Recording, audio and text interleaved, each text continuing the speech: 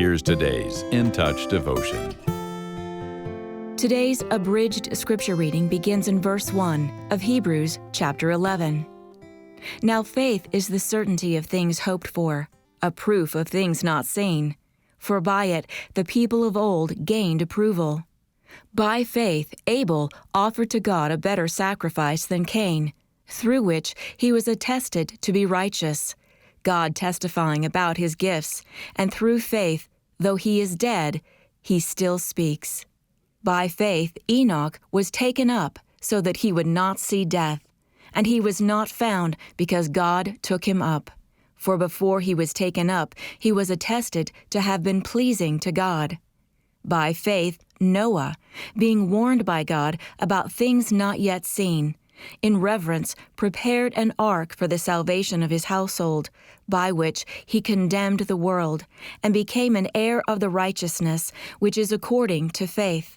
By faith Abraham, when he was called, obeyed by going out to a place which he was to receive for an inheritance, and he left, not knowing where he was going.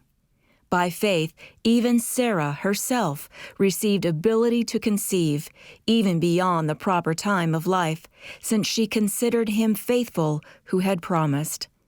All these died in faith, without receiving the promises, but having seen and welcomed them from a distance, and having confessed that they were strangers and exiles on the earth.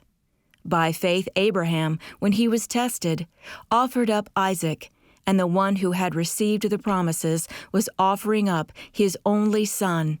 It was he to whom it was said, "Through Isaac your descendants shall be named." He considered that God is able to raise people even from the dead, from which he also received him back as a type. By faith Isaac blessed Jacob and Esau, even regarding things to come.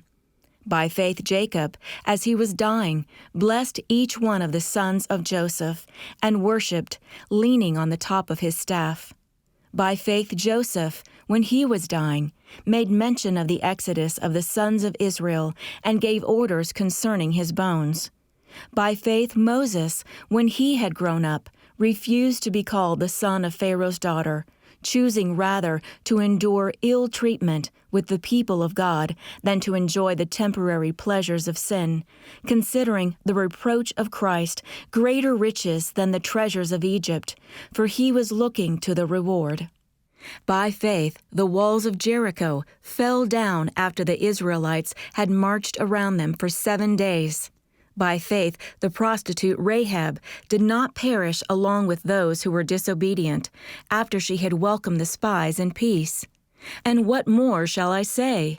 For time will fail me if I tell of Gideon, Barak, Samson, Jephthah, of David and Samuel, and the prophets, who by faith conquered kingdoms, performed acts of righteousness, obtained promises, shut the mouths of lions, people of whom the world was not worthy, wandering in deserts, on mountains, and sheltering in caves and holes in the ground. And all these, having gained approval through their faith, did not receive what was promised, because God had provided something better for us, so that, apart from us, they would not be made perfect. Some churches celebrate their heritage of godly, faithful people on November 1st. In Hebrews chapter 11, which is called the Bible's Hall of Faith, the writer showcases people who endured faithfully, trusting in God's promises. The stories of those men and women remind those of us who are believers that walking by faith is a lifelong journey. Like them, we'll need to exercise faith again and again, even when we don't receive what was promised. We can see from their lives that faith depends not on human strength or understanding, but on God's character and faithfulness. We also learn that He provides something better. He created us, called us to relationship with Him, and lovingly guides us each step of the way.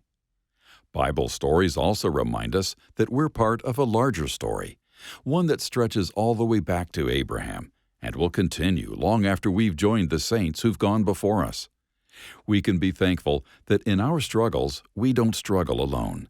We can persevere, running the race set before us, as we remember this great cloud of witnesses surrounding us. These faithful servants are reminders to depend on Jesus, who demonstrated perfect and unwavering trust in His Father. Best of all, we can celebrate that God writes us into the same story, strengthening the legacy of faithfulness we will pass to those who follow us.